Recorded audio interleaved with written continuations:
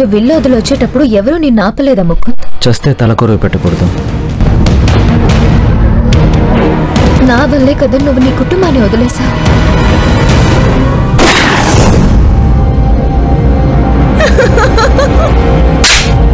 చేసిందంతా చేసేసి నన్ను అంటున్నావా నువ్వు?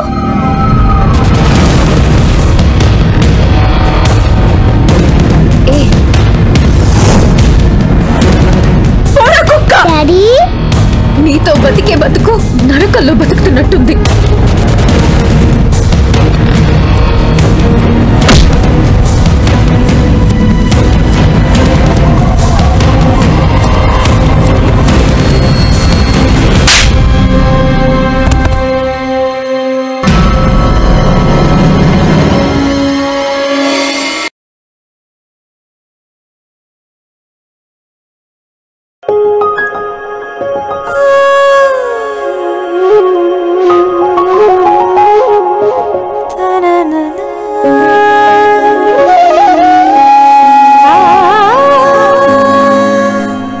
అమ్మా నాన్నల్ని వదులుకోవడం అంత ఈజీయా ముకుంద్?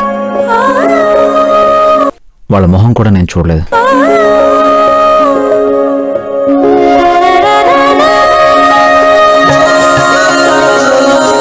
నీతో బతికే బతుకు నరకల్లో బతుకుతున్నట్టుంది. 10,000. ఇది ఎవరికని ఇవ్వగలవు? లేరా? వాడు ఫోన్లోనే సంసారం చేద్దామని అడుగుతున్నాడు. ఎందుకు చంపుతున్నావు? ఎవరు నేనా?